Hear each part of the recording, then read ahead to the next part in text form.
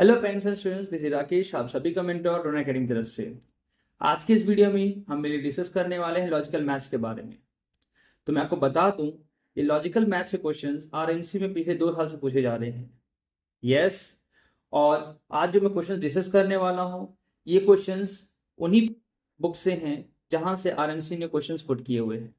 तो बच्चों, ये क्वेश्चंस आप जरूर कीजिए।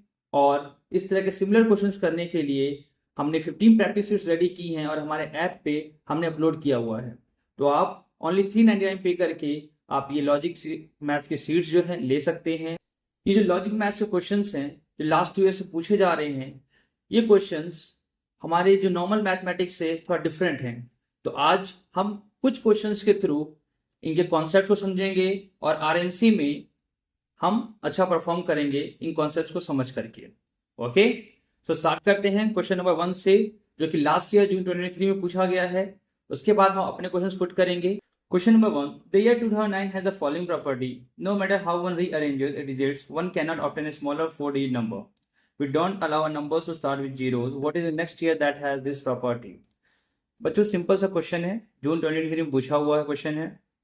2009 की ऐसी प्रॉपर्टी है कि आप कैसे भी अरेंज करो, आप कोई 4-digit नंबर इससे छोटा ईयर नहीं फाइंड आउट कर सकते हो। जैसे मैं आपको करके दिखाता हूं, जैसे कि 2009 दिया हुआ है, 2009। सो आप इसको कैसे भी अरेंज करोगे 48 में, तो आपको 9200 मिलेंगे, 2900 मिलेगा, पर इससे छोटा 2009 से छोटा नहीं मिलेगा। सो इन दिस कंडीशन आपको एक नेक्स्ट ईयर फाइंड करना है जो कि सेम प्रॉपर्टी फॉलो करता हो। तो उसके लिए मैं आगे चलता हूँ, 2009 के बाद 2010 पे चलता हूँ। सो 2010 पे आप देख सकते हो, जब इसको हम रीअरेंज करेंगे तो 1002 भी आ सकता है। इट मीन्स 2 जो कि 2 से स्मॉलर हमारा 1 है, तो 1 के रहते हुए हम कोई भी डिजिट इससे स्मॉलर ही पाएंगे, बड़ा नहीं पाएंगे। सो उसके लिए हम क्या कर सकते हैं, 2010 के बाद हम 2019 तक अगर हम रीअरेंज करने की कोशिश करेंगे तो हमारा 1 आगे आ जाएगा और ईयर हमारा स्मॉल ही रहेगा। पर हमें कंडीशन दिया हुआ है कि हमें ईयर उससे कम नहीं आना चाहिए जो हमें दिया हुआ है या हम जो प्रोवाइड कर रहे हैं। सो अगर हम 2020 की बात करें, सो 2020 की जब हम बात करेंगे 2020, तो इसको रीअरेंज करते हैं। सो 2200, मतलब बड़ा ही ईयर आ रहा है या बड़ा ही नंबर अरेंज होकर आ रहा है 48 का। नेक्स्ट वी कैन से 2020 हो गया। उसके बाद हम बोल सकते हैं 2002। तो हम यहाँ दे सकते हैं 2020 इज ग्रेटर देन 2002, यानी कि उससे छोटा नंबर हमारा 2002 आ जाएगा। तो ये भी हमारा आंसर नहीं होगा। नेक्स्ट अगर मैं बात करूँ 2021, तो अगेन यहाँ पे 1 आ रहा है, तो जब हम रीअरेंज करेंगे तो 2021 से छोटा ईयर आ जाएगा, जस्ट बिकॉज क्योंकि हमारे पास यहाँ 1 है, तो 1202 हो जाएगा या 1220 हो जाएगा। सो ये भी नहीं होगा। तो नेक्स्ट बात करता हूँ मैं 2020 की। यस, 2022। अब हम इसको रीअरेंज करेंगे तो देखेंगे 2220 आएगा और 2202 आएगा।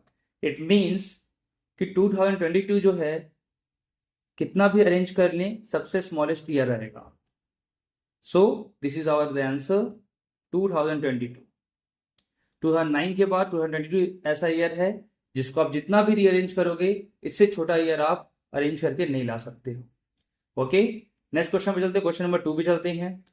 Today is 17/02/2008. Natasha noticed that sum of his 4 digits in this way of writing the date is equal to sum of the last 4 digits. When will this coincidence happen for the last time in this year? Same year में आपको पता करना है कि जो coincidence हो रहा है। अब फर्स्ट ऑफ ऑल कोइंसिडेंस क्या हो रहा है, तो कोइंसिडेंस हमारा ये हो रहा है बच्चों, ध्यान से देख सकते हो, 1702 जो है और 2008, अगर आप मंथ और डेट को ऐड करोगे 1 + 7 + 2, एंड आप अगर ईयर को ऐड करोगे 2 + 8, तो आपका जो सम आ रहा है वो क्या आ रहा है, 10 आ रहा है। इट मीन्स सेम आ रहा है दोनों का। तो हमें ऐसा नेक्स्ट ईयर फाइंड कर हमें ऐसा नेक्स्ट डेट और मंथ फाइंड करना है इसी सेम ईयर 2008 में, जो कि सेम प्रॉपर्टी को फॉलो करता हो। So last time it means हमें लास्ट डेट से देखना पड़ेगा। इट मीन्स हमें 31 दिसंबर से देखना पड़ेगा, 31/12/2008। तो चलिए करके देखते हैं। देन 31st और 12 को जब ऐड करेंगे यानी कि 3 डिजिट 1 डिजिट अगेन 1 डिजिट और 2 डिजिट को ऐड करेंगे तो 4 + 5 + 7 आएगा, यहाँ पे 7 आ रहा है। और 2 और 8 को ऐड करेंगे तो 10 आ रहा है। इट मीन्स ये प्रॉपर्टी फॉलो नहीं हो रहा है। तो उसकी स्ट्रेटजी क्या है हमें फाइंड करने की? जस्ट आप देखिए, आपसे पूछा गया है कि लास्ट टाइम ये प्रॉपर्टी कब फॉलो होती है। लास्ट टाइम इट मीन्स क्या 12th मंथ में फॉलो होगा, 11th मंथ में फॉलो होगा, तो मैं लेके चलता हूँ 12th मंथ में फॉलो हो रहा होगा। तो डेट मुझे पता नहीं पर मैं मंथ गेस कर रहा हूँ because it is asking last time, so month लेके चलता हूँ 12 और डेट मुझे नहीं पता। बट कंडीशन ये भी है कि दोनों का सम जो होगा 8 + 2 10 आना चाहिए। दोनों का सम क्या आना चाहिए? 10 आना चाहिए। और 1 + 2 को ऐड करने से हमारा 3 आ जाएगा। इट मीन्स हमें जो डेट चाहिए उसका एडिशन कितना होना चाहिए? 7 होना चाहिए। तो हमारा 07 भी हो सकता है, बट हमें लास्ट टाइम पूछा हुआ है, यानी कि लास्ट टाइम इट मीन्स 30, 28, 27, 25 ये सब डेज हो सकते हैं। तो मैं 2 और 5 को लेके चलता हूँ। 25 5 2 ले नहीं सकते बिकॉज डेट 30 या 31 तक ही होता है। सो 2 5 लेके चलता हूँ। तो 2 और 5 को जब हम ऐड करेंगे 7 आ जाएगा और 1 2 को ऐड करेंगे 3 आ जाएगा। 7 + 3 हमारा जो आ रहा है आउटपुट वो 10 आ रहा है। तो ये प्रॉपर्टी फॉलो हो रही है, यानी कि जब डेट के डिजिट्स को और मंथ के डिजिट्स को जब हम ऐड करते हैं तो हमारा 10 आता है। और सेम एज इट इज जब हम ईयर के डिजिट को यानी 2008 को जब हम ऐड करते हैं तो भी 10 आता है। सो बोथ कंडीशन जो लास्ट टाइम उसी ईयर में 25 दिसंबर को ये जो प्रॉपर्टी फॉलो करेगी। Okay, move to the next question now. 3 knights were given 6 coins for the faithful service, 3 gold coins and 3 silver coins. Each of the knight received 2 coins. The first knight doesn't know what coins the second and third received, but he knows which coin he has. Think of the question you could ask the first knight, to which he could reply yes, no, or I don't know, such that his answer would allow you to determine which coins he has received. Question बहुत ही easy है, मैं आपको explain कर देता हूँ। 3 nights हैं जो faithful service करते हैं, अच्छे काम करते हैं, उनको कॉइन दिया गया। 6 कॉइन दिए गए, 3 गोल्ड कॉइन्स दिए गए और 3 गोल्ड कॉइन्स और 3 सिल्वर कॉइन्स दिए गए। अब कंडीशन ये है कि फर्स्ट नाइट को पता है कि उसे कौन सा कॉइन मिला है, कौन से 2 कॉइन्स मिले हुए हैं। सेकंड नाइट को थर्ड नाइट को क्या मिला है उसे नहीं पता। अब आपको फर्स्ट नाइट से ऐसा क्वेश्चन पूछना है जिससे आपको पता चल जाए कि उसके पास कितने कॉइन्स मिले हैं उसे। बट कंडीशन यही है कि आप जो भी क्वेश्चन पूछोगे उसमें वो यस बोल सकता है, नो बोल सकता है और आई डोंट नो बोल सकता है, उसके अलावा कुछ नहीं बोल सकता है। सो आप ऐसा क्वेश्चन खुद से सोचो। सो इसके लिए जो क्वेश्चन हमें सोचना होगा that is it true that you have more gold coins than second knight.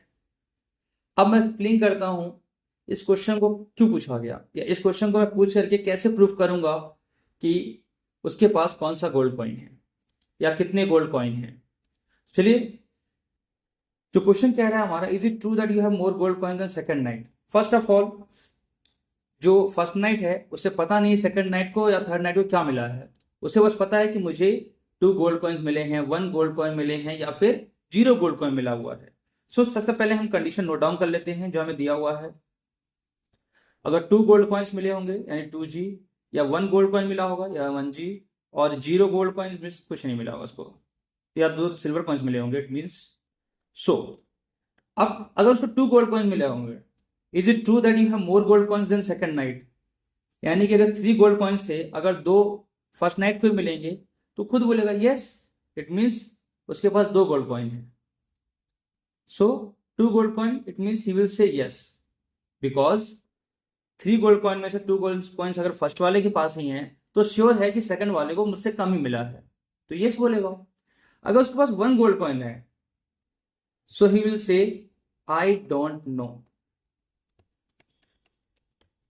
अब ऐसा ये क्यों बोलेगा? जस्ट बिकॉज अगर फर्स्ट नाइट मैं हूं और मुझे 1 गोल्ड कॉइन मिला हुआ है और 2 नाइट जो अलग हैं उनको अगर 3 कॉइन्स हैं, 2 कॉइन्स मिले होंगे, हो सकता है सेकंड नाइट को मुझसे ज्यादा मिल गए हों, दोनों कॉइन्स मिल गए हों, और या हो सकता है उसको 1 मिला हो, पर मुझे श्योर नहीं है। मुझे तो 1 मिला है, तो मैं इतना श्योर हूं कि मेरे पास 1 है, उनके पास या तो 2 होगा या तो 1 होगा उसके पास, या तो 1 भी नहीं होगा, but I am not sure, so I will से आई डोंट नो। अब अगर मेरे पास 0 गोल्ड कॉइन्स हैं तो मैं बोलूंगा नो। अगर मुझसे कोई क्वेश्चन पूछेगा is it true that you have more gold coins, I will say no, because अब 3 गोल्ड कॉइन्स हैं और 3 गोल्ड कॉइन्स है, मेरे पास एक भी कॉइन नहीं है, तो मैं सीधे बोलूंगा जस्ट बिकॉज अगर थर्ड नाइट को 2 गोल्ड कॉइन्स मिल जाते हैं तो तब भी सेकंड नाइट को 1 गोल्ड कॉइन मिलेगा, और अगर सेकंड नाइट को 2 गोल्ड कॉइन मिलेंगे तो एक नाइट एक गोल्ड कॉइन थर्ड वाले को मिलेगा। It means I am damn sure that कि अगर मेरे पास 0 गोल्ड कॉइन है तो सेकंड वाले के पास मुझसे ज्यादा ही होगा। Okay, so in this way I will ask this question, is it true that you have more gold coins than second knight? तो जो भी रिप्लाई देगा यस, नो और आई डोंट नो, उससे मैं गेस कर लूंगा कि उसके पास 2 गोल्ड कॉइन्स हैं, 1 गोल्ड कॉइन है या 0 गोल्ड कॉइन्स है। ओके, ये क्वेश्चन उसी बुक से है जहां से आपके आरएनसी क्वेश्चन पूछे गए हैं, और आप जो जून 23 में गुड नाइट वाले क्वेश्चन पूछे गए थे, ये सेम उसी पैटर्न बेस्ड क्वेश्चन है। ओके, तो आप जो प्रैक्टिस शीट्स है आप जरूर से ट्राई करना, जिससे आपका प्रैक्टिस और अच्छा हो जाए और एग्जाम के लिए, आप जो अपकमिंग एग्जाम है उसके लिए आप और अच्छे से तैयारी कर सकें। तो क्वेश्चन नंबर 4 पे चलते हैं। 2 television channel started showing the same movie at the same time. 2 channels हैं जो एक ही मूवी को एक ही टाइम पे स्टार्ट करते दिखाने के लिए, बट कंडीशन ये रखते हैं कि 20 मिनट्स के ब्रेक के बाद वो 2 मिनट्स का गैप देते हैं, एक फर्स्ट चैनल पे, और सेकंड चैनल पे वो 10 मिनट्स के बाद 1 मिनट का गैप देता है, और gap it means commercial break जो देते हैं, जो एड वगैरह आते रहते हैं उनकी बात कर रहा हूँ। सो आपको ये बताना है कौन से चैनल पे मूवी पहले खत्म होगी। चलिए पहले मैं लेके अज्यूम कर लेता हूँ कि 100 मिनट की मूवी है। जस्ट फॉर माई शेक मैंने क्या किया, मैंने अपने इजियर बनाने के लिए मैंने 100 मिनट की मूवी जो है गेस कर ली। लाइन थोड़ा स्ट्रेट नहीं है, मैं 100 मिनट की मूवी लेके चलता हूँ। अब जो फर्स्ट चैनल है, फर्स्ट चैनल पे 20 मिनट्स का ब्रेक हो रहा है। इट मीन्स मैं इसको 5 पार्ट डिवाइड करूंगा। 1 20 मिनट्स फर्स्ट, ये 20 मिनट्स हो गए, then again 20 minutes 40, then again 60, then again 80, then again 100, मतलब अब ये मूवी खत्म हो गई होगी। ओके, अब हर 20 मिनट्स बाद ब्रेक हो रहे हैं, यानी कि 2 मिनट्स का ब्रेक यहाँ हुआ, 2 मिनट्स का ब्रेक यहाँ हुआ, 2 मिनट्स का ब्रेक यहाँ हुआ, 2 मिनट्स का ब्रेक यहाँ, और मूवी खत्म होने के बाद तो ब्रेक का कोई मतलब बनता नहीं है। यानी कि अगर 5 पार्ट्स सेक्शन में डिवाइड हो रहे हैं यानी कि 4 ब्रेक्स आएंगे मूवी में। तो जो 4 ब्रेक्स आएंगे इट मीन्स कितने मिनट्स हो जाएंगे एक्स्ट्रा। मूवी 100 मिनट की है और 4 इंटू 2 यानी कि 100 प्लस 8 मिनट्स, यानी 108 मिनट्स की मूवी हो जाएगी। ओके, अब बात करता हूं कि सेकंड चैनल जो चल रहा है हमारा, सेकंड चैनल अब सेकंड चैनल पे जो हमारा सेक्शन डिवाइड करना है वो हमारे 10 सेक्शन में करना डिवाइड, जस्ट बिकॉज 10 मिनट में मूवी हो रही है। सो मैं लेके चलता हूँ 1 2 3 4 5 6 7 8 9 और 10, यानी कि इसमें 9 ब्रेक्स आएंगे, 9 कमर्शियल ब्रेक्स आएंगे। सो मैं लेके चलता हूँ ब्रेक्स कितने मिनट के हैं each, 1 minute, again 1 minute, again 1 minute, again 5 6 7 8 9, यानी कि 9 मिनट्स के ब्रेक्स आएंगे। सो इफ 100 मिनट्स की मूवी है और 9 इंटू 1 9 ब्रेक्स आएंगे, 9 कमर्शियल एड्स आएंगे, एक एक मिनट के ईच, एंड टोटल कितने मिनट्स हो गए, 9 मिनट्स हो गए। It means 100 plus 9 we will say 109 minutes. तो मूवी जो है ऑटोमेटिकली कौन से चैनल पे फर्स्ट एंड हो जाएगी, यस 108 मिनट में जहां खत्म हो रही है, यानी कि हमारा जो फर्स्ट चैनल है उस पर जो है सबसे पहले मूवी खत्म हो जाएगी, वो भी 1 मिनट पहले। So this was the question, अच्छा क्वेश्चन था, सिंपल क्वेश्चन था। आगे चलते हैं क्वेश्चन नंबर 5 पे। A tourist wanted to walk along the streets of an old town from a train station point A on the map to his hotel point B. He wants the route to be as long as possible but without visiting the same interaction twice. Since this is boring, draw a longer such route. Simple सी बात है, इसमें A से B तक जाना है पर आपको लॉन्गेस्ट रूट फाइंड करना है, सबसे लॉन्गेस्ट रूट फाइंड करना है आपको। अब और किसी से टच नहीं होना, किसी भी रूट पे दोबारा नहीं जाना, इंटरसेक्ट नहीं करना आपको। तो ये आप अगर खुद से ट्राई करोगे 1-2 बार तो अपने आप आने लगेगा। जस्ट मैं आपको रेंडमली एक बार ट्राई करके दिखा देता हूँ। अगर आपने ए से ट्राई किया, अगर मैं खुद ऐसे लेके चलता हूँ आपको, जस्ट ये ऐसे ऐसे ये आप देखिए, ये रूट बना रहा हूँ मैं अपने अकॉर्डिंग लेके चलने के लिए। इस तरीके से मैं आपको लेके चल रहा हूँ। इस तरीके से अगर मैं लेके चलूँ आपको, ये मैं बढ़ाने की कोशिश कर रहा हूँ, पाथ लॉन्गेस्ट रूट को क्रिएट कर रहा हूँ मैं।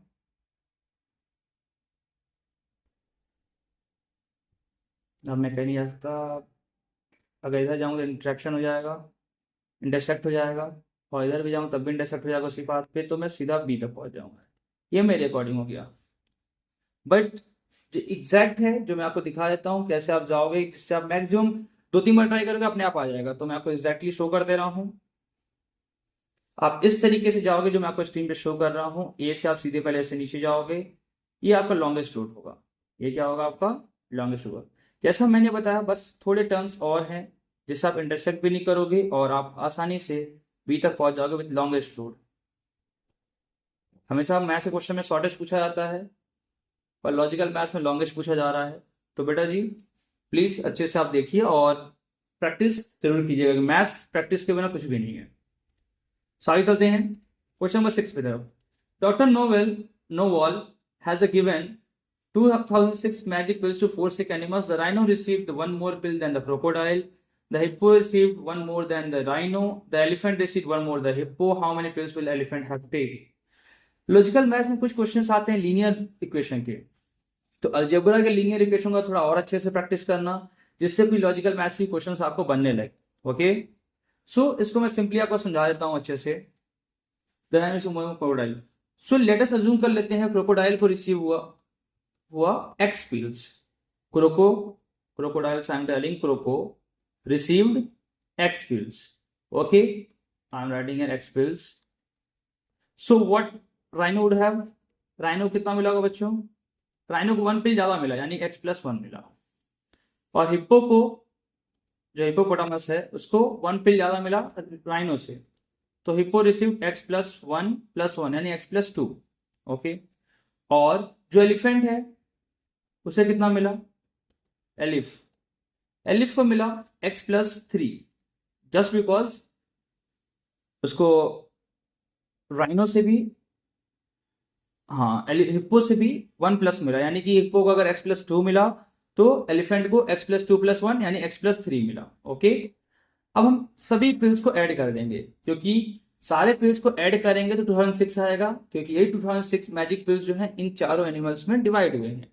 तो मैं जो है यहाँ पे ऐड करूंगा, और ऐड करते ही 4x आ जाएगा। जस्ट वेट, 4x प्लस 3+2 5, 5+1 6 यानी 6, 4x+6। 4x+6 जो है आपका किसके इक्वल है? 2006 के। जस्ट बिकॉज ये सारे पिल्स को ऐड करके हमारा 2006 आएगा, बिकॉज 2006 पिल्स ही इन सभी में स्प्लिट हुए थे।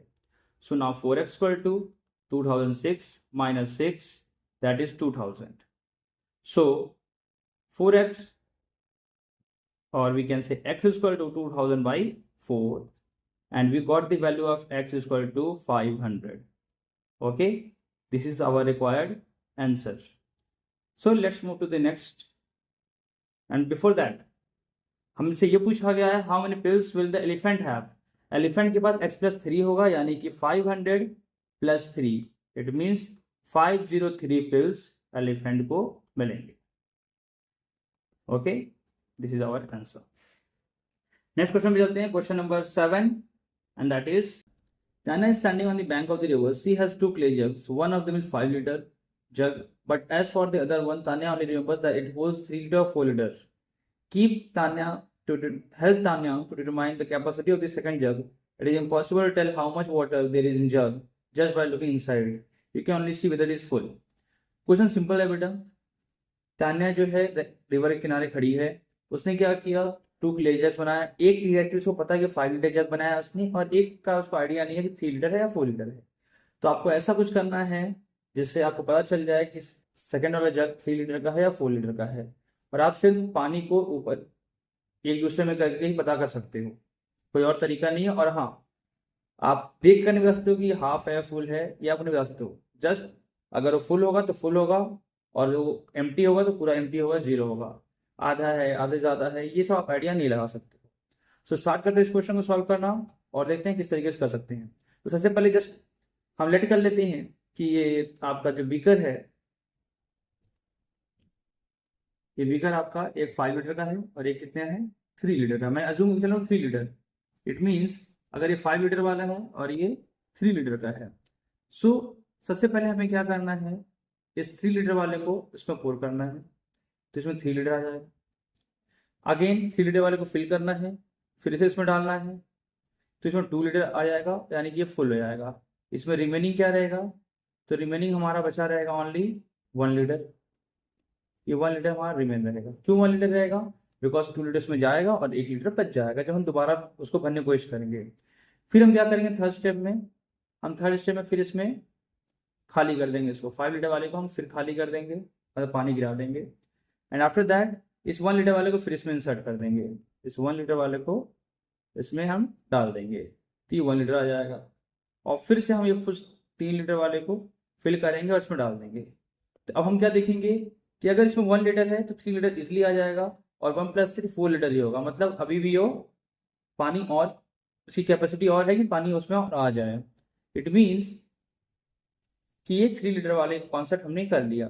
बट अगर वो 4 लीटर का है तो उस कंडीशन में क्या होगा, यही सेम प्रोसीजर हम 4 लीटर वाले के साथ भी करेंगे। चलिए स्टार्ट करते हैं।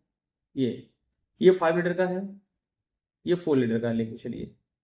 तो जब हम पहली बार इंसर्ट करेंगे तो ये 4 लीटर आ जाएगा, और जब हम दूसरी बार इंसर्ट करेंगे, जैसे 3 लीटर वाले में इंसर्ट किया था, तो ये 1 लीटर आएगा। रिमेनिंग कितना रह जाएगा, रिमेनिंग यहाँ पे 3 लीटर रह जाएंगे, जस्ट बिकॉज 1 लीटर इसमें जाएगा, फुल हो जाएगा, और इसमें रिमेनिंग कितना रह जाएगा 4 वाले में, 4 वाले में रिमेनिंग हमारा 3 लीटर रह जाएगा, क्योंकि 1 लीटर 5 वाले लीटर वाले कैन में चला गया। तो 3 वाले में क्या कंडीशन थी कि जब हमने 5 लीटर वाला लिया कैन और 3 लीटर वाला लिया, तो उसमें से डाला, एक बार फिल कर दिया, दूसरी बार फिल किया, तो 2 लीटर ही गया, 1 लीटर इसमें बच गया। पर अगर ये 4th वाला हुआ तो 4 वाली कंडीशन में क्या हो जाएगा, एक बार हमने डाला, दूसरी बार हमने डाला, दूसरी बार में वो 5 + 1 में फिल हो गया, और इसमें रिमेनिंग हमारा 3 रह जाएगा। इट मीन्स अगर 3 लीटर वाला है तो उसमें 1 लीटर रिमेनिंग रहेगा, और अगर 4 लीटर वाला है तो उसमें 3 लीटर रिमेनिंग रहेगा, अगर हम यही सेम स्टेप करेंगे तो। अब उसके बाद ये कंडीशन आती है कि जो 5 लीटर वाला फिल हो चुका है, जो हमने वहां पे किया था, वही चीज हम फिल करेंगे। ओके, सो आइए करते हैं। अगर ये 5 लीटर वाला है, इसको हमने फिर से खाली कर दिया, और फिर इस 3 लीटर को हमने इसमें डाल दिया, तो इसमें 3 लीटर आ जाएगा। यस और नो, स्पेस कितने का बचेगा इसमें, इसमें ओनली 2 लीटर का बचेगा। और फिर अगर हम कोशिश करेंगे फिल करने की, मतलब 4 लीटर हमने फिर पानी भर लिया और 5 लीटर वाले फिल करने की कोशिश करेंगे, तो पूरा नहीं आएगा। बट अगर यही कंडीशन में देखूं ऊपर वाले में 3 लीटर के केस में, जैसे मैंने यहाँ पे 3 लीटर के केस में बताया आप लोगों को, तो आप देखोगे 3 लीटर वाले केस में जो है, जब हम 5 लीटर इसमें इंसर्ट कर देंगे तो हमारे पास बचेगा कितना, 5 लीटर वाले में हम डालेंगे तो हमारे पास 5 लीटर वाले में स्पेस 1 लीटर बच जाएगा। ओके, अगर आप नहीं समझ पा रहे तो मैं आपको पॉइंटर दिखा, पॉइंट से फिल कर दे रहा हूँ, आप समझ जाओगे। पॉइंटर ऑप्शन लेजर वाला सी, देखिए ये 5 लीटर वाला है, जब हमने लास्ट में डाला 3 लीटर वाला, तो इसमें आ जाएगा और इसमें स्पेस बचेगा 1 लीटर का, जस्ट बिकॉज पहले 1 लीटर था और 3 लीटर और डालेंगे तो 4 लीटर ही आएगा, और इसमें जो है कुछ नहीं बचेगा। बट अगर ये 4 लीटर वाला जग हुआ तो लास्ट में हमारे पास 2 लीटर उसमें जाएगा और बाकी 2 लीटर उसमें बचा रहेगा। यानी कि अगर 5 लीटर और 3 लीटर वाले में, जस्ट एक एग्जांपल दे रहा हूँ, आप शॉर्ट में समझिएगा, कि अगर हमने फिल किया एक बार इसको और दोबारा फिल किया, अगर उसमें 1 लीटर बच रहा है तो आपको पता चलेगा नहीं 1 लीटर है, और आपका फिर यहाँ बच सकता है उसमें 3 लीटर, पर आपको पता नहीं क्या बच रहा है। तो आपको क्या करना है, जस्ट जो 5 लीटर वाला जार भरा हुआ उसको आप गिरा दो, और उसमें आप अगर 3 लीटर वाला होगा, अगर उसमें 1 लीटर है या फिर 3 लीटर है, वो आपको नहीं आइडिया है, तो आप इसमें डाल दो। पहले डाल दिया आपने, फिर जब अगेन इसको फिल करके डालोगे, अगर 3 लीटर वाला हुआ तो आपका पानी पूरा चला जाएगा अंदर, और उसमें 1 लीटर का स्पेस बच भी जाएगा। और अगर 4 लीटर वाला हुआ तो आधा पानी जाएगा, आधा पानी इसी फ्लास्क में रह जाएगा। अगर फ्लास्क में पानी रह जाता है, it means if water remains in this small jug, then it is 4 litre jug. Else अगर खाली हो चुका है, अगर वो एम्प्टी हो चुका है, तो 3 लीटर जग होगा। ओके, क्वेश्चन बहुत इजी है, आई होप मैंने अच्छे से समझाया होगा आपको। अगर फिर भी नहीं समझ में आए तो आप मैसेज कमेंट कीजिएगा जिससे मैं नेक्स्ट टाइम समझाऊं तो और अच्छे से एक्सप्लेन कर सकूं। Okay students, question number next चलते हैं। Question number 8, 5 football teams had a tournament. Each team played against each other. Team won. 3 points were given for a victory, 1 point for a tie, and no points were given for losing. 4 teams got 1, 2, 5 and 7 points respectively. How many points did the 15? 5 team है, एक tournament खेलते हैं आपस में, एक match आपस में just match खेलते हैं, तो अराउंड 4 मैचेस खेले जाएंगे। इट मीन्स आपके कितने मैचेस हो रहे हैं? Pointer option 10।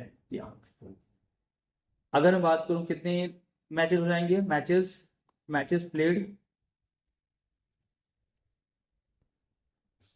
प्लेड कितने होंगे आपके? 4 होंगे। ओके, क्योंकि आप 5 टीम्स से आपस में खेल रहे तो 4 मैचेस दिए होंगे।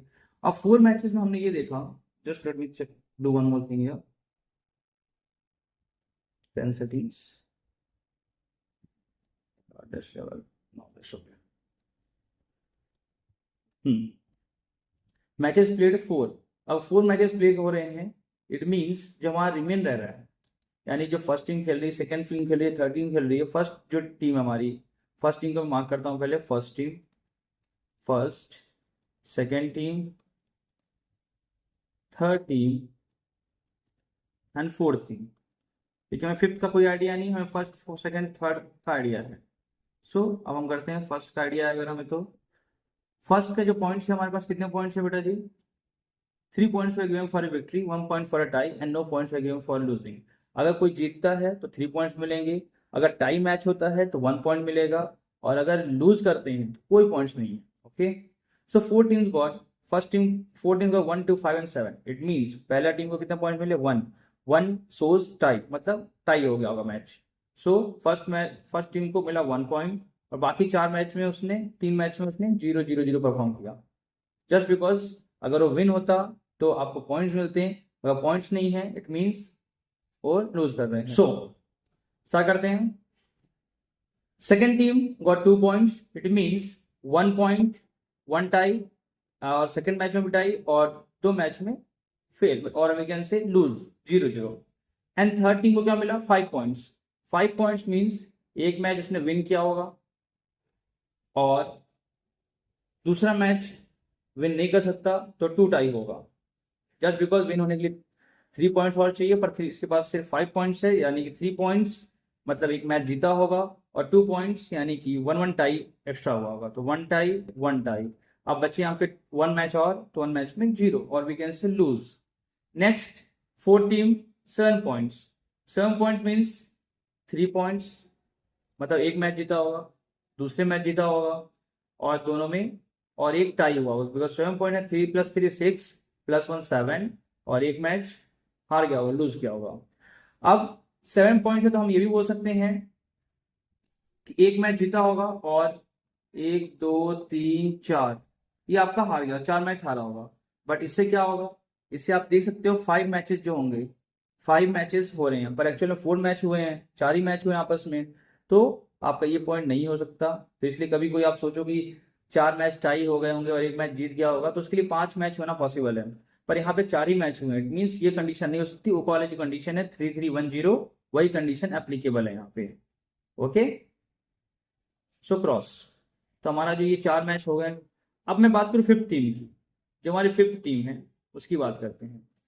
अब 5th टीम में को हम ये देखेंगे कि हमने मैच कितना विन किया है। आप देख सकते हो मैच विनिंग कंडीशन ओनली 3 है यहाँ पे। आप यहाँ देख सकते हो थर्ड टीम एक बार जीती है, मैं कलर चेंज कर देता हूँ जरा सा, आपको आइडिया बेटर होगा उससे। कलर या, तो आप यहाँ देख सकते हो जो टीम है हमारी, एक मैच ये जीती हुई है, एक मैच ये है, और एक मैच ये, यानी 3 विनिंग्स हैं, 3 विन। और लूज कितने हुए हैं आप देख सकते हो, ये टाई है, 3 loose, 3 + 2 5, 5 + 1 6, 6 + 1 7, 3 win and 7 loss, 7 lose. But condition is that जितने मैच जीतते हैं उतने मैच हारते भी हैं, सीधी सी बात है। अगर कोई जीता है तो कोई हारा ही होगा, यानी कि अगर 7 लूज हुए हैं तो 7 विन भी किया होगा कोई। इट मीन्स अगर 3 विन है तो 4 विन और होंगे, यानी कि जो अब अकेला कौन सा टीम बचा है? 5th टीम बची हुई है, यानी कि जो फिफ्थ टीम है हमारी वो क्या होगी, 4 टाइम्स विनर होगी, 4 टाइम्स विन की होगी। और 4 टाइम्स विन का मतलब क्या होगा, एक विन पे 3 पॉइंट्स, तो 4 विन पे 4 3 12 पॉइंट्स, और we can say what is given, point only given, so 12 points, यानी कि उसको 12 पॉइंट्स मिलेंगे फिफ्थ टीम को। जस्ट आप सिंपल समझने की कोशिश करो, 5 टीम है, 4 का डेटा दिया हुआ, 5 का नहीं दिया हुआ है। हमने बस इतना निकाला कितने मैच जीते गए हैं, कितने मैच हारे गए हैं। तो आपने देखा कि 3 मैच इन चारों टीम ने मिलकर जीता हुआ है और 7 मैच हारे हुए हैं। यानी कि जो हारे हुए हैं किसी ने तो हराया होगा, अगर 7 बार जीते हैं तो 7 बार हारे भाई, 7 बार अगर एक टीम जीती है तो 7 बार दूसरी टीम हारी भी होगी। तो अगर 3 मैच इन चारों ने मिलकर जीता है तो 4 मैच किसी और ने भी जीता होगा, 4 matches have been won by the last team. So last team is fifth team, and that he have won, or they have won the 4 times, and one win gives you 3 points. So 4 win will give you 4 into 3 12 points. Okay, this is the answer of question number 8. ये बहुत ही अच्छा question है, और ये मैंने आपको जैसे बताया कि आरएमसी में जहां से क्वेश्चन पूछे गए, जिस बुक से क्वेश्चन पूछे गए अमेरिकन बुक से, उसी बुक से ये भी क्वेश्चंस हैं। ओके, और आपकी प्रैक्टिस शीट्स है वो भी उसी बुक की हेल्प से, रेफरेंसेस से और भी जगह से लेकर के बनाई हुई हैं, तो आप उससे जरूर क्वेश्चंस को करें। और आप चाहते हैं कि एक पार्ट में इसकी और ले आऊं लॉजिकल मैथ्स की, तो आप जस्ट कमेंट्स, अगर मैक्सिमम कमेंट्स मिलेंगे मुझे तो मैं जरूर उसके लिए भी मेहनत करूंगा। ओके, चलिए नेक्स्ट क्वेश्चन चलते हैं। 9. Mary bought a round cake for her kid's birthday and saw 6 unexpected guests at her house. So she has to cut the cake into 8 pieces. As her kid was 3 years old, they insisted on making 3 cuts on the cake during the celebration. How can she make this possible? Simple सी बात है, एक round cake है जो मैं आपको यहाँ पे ड्रॉ करता हूं, आप ध्यान से देखिएगा। एक राउंड केक है, इस राउंड केक को 3 कट चलाने हैं। सिंपल क्वेश्चन मैं तुरंत करके दिखा देता हूँ। आप सिंपल एक पहले 20 से कट कर लो, ओके, फिर आप ओवरलैप कर लो, 1 के ऊपर सेकंड 1 ओवरलैप करो, और फिर आप 20 से काट दो इसको, सेकंड कट। और फिर आप क्या करो, अगर ऐसे बना हुआ है, ये सॉरी ऐसे गलत बन गई है, अगर ऐसे है ये हाफ, जो आप 4 पीस है, इन चारों को ओवरलैप कर दो, एक के ऊपर एक, 2 3 4। अब इन चारों को आपस में से काट दो, तो आप देख सकते फर्स्ट कट मैंने यहां लगाया, फर्स्ट कट, सेकंड कट और थर्ड कट। और आप देख सकते हो पहले हमने जो 1 पीस था उसको हाफ कट किया, 2 पीस में हो गया, 2 पीस को ओवरलैप करके हमने फिर कट किया, 4 पीस हो गया, फिर 4 पीस को एक के ऊपर एक ओवरलैप करके हमने 20 से कट कर दिया, 8 पीस हो गया। ओके, दिस वे वो बर्थडे केक को कट करेगी 3 कट्स में और 8 लोगों को स्प्लिट कर देगी। क्वेश्चन सिंपल सा था, तो आपको समझ में आ गया होगा। नेक्स्ट क्वेश्चन चलते हैं क्वेश्चन नंबर 10 पे। चलिए, question number 10 says that ABCD can make 4 flower pots in 4 hours. If so, how many such flower pots can be made in 8 hours by 8 men? First of all, ये logic maths के साथ साथ मैंने आपको बताया ये टाइम एंड वर्क का question है। चैप्टर मैथ्स का जो सिंपल हमारा टॉपिक है टाइम एंड वर्क, अगर आप उसकी स्टडी अच्छे से किए होगे तो ये क्वेश्चन आपको इजीली बन जाएंगे। टाइम एंड वर्क चैप्टर से है ये क्वेश्चन, और जो फॉर्मूला यूज होता है इसमें टाइम एंड वर्क का, वो मैं आपको जो शॉर्टकट फॉर्मूला यूज होता है उसको मैं आपको बता देता हूँ।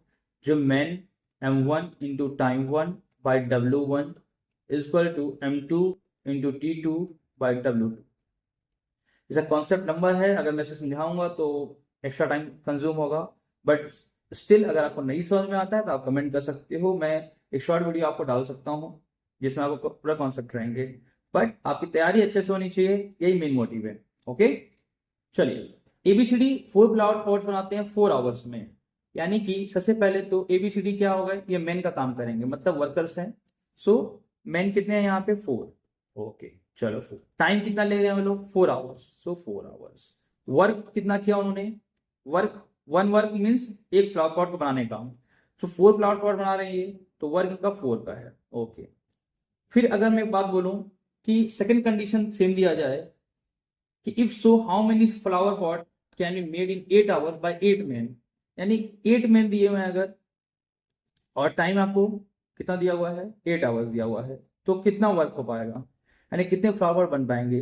तो इस फॉर्मूले से हम डायरेक्टली सॉल्व कर लेंगे। 4 से 4 कट जाएगा, डिवाइड हो जाएगा, यहाँ 4 बचेगा और ये W2 जो है क्रॉस मल्टीप्लाई होकर इसके साथ आ जाएगा, यानी 4W2 is equal to 8 into 8 और W2 is equal to 8 into 8 by 4।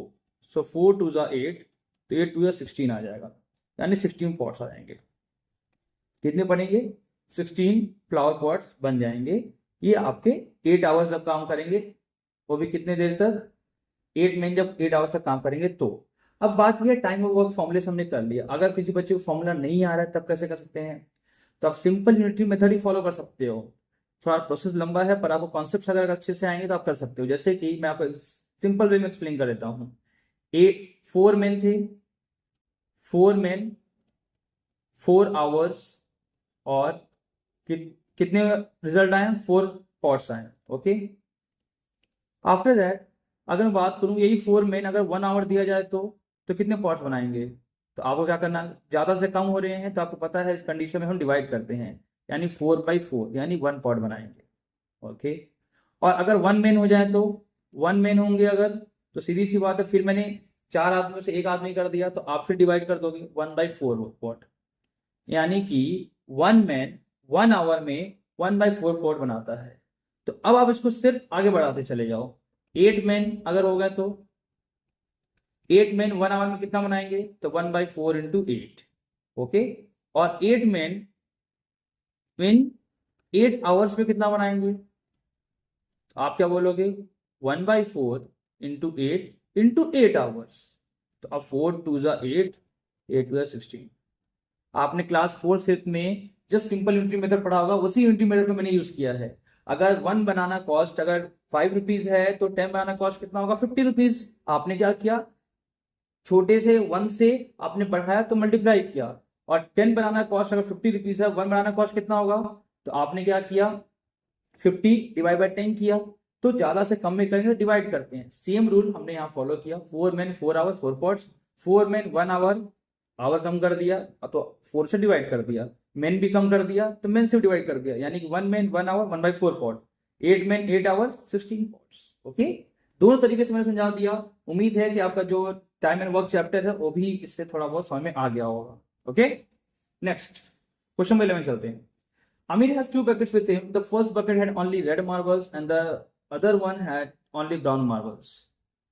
The two of these buckets have equal number of marbles. What type of arrangement can he make to increase the possibility of grabbing a red marble from each of the bucket? देखो, 2 bucket हैं, 2 बाल्टियां हैं, उनमें red marbles एक में है, एक में ब्राउन मार्बल्स हैं। अब आपको इक्वल नंबर है, अगर वो 10 इसमें है तो 10 इसमें है। आपको ऐसा अरेंजमेंट करना है कुछ कि आप जब भी हाथ डालो तो आपकी जो रेड मार्बल निकालने की पॉसिबिलिटी हो सबसे ज्यादा हो। वो किस कंडीशन में होता है? वो तभी हो सकता है जब दोनों में रेड मार्बल क्वांटिटी ज्यादा हो कंपेरिजन टू ब्राउन मार्बल, पर ऐसा पॉसिबल हो नहीं सकता बिकॉज दोनों की क्वांटिटी इक्वल ही है।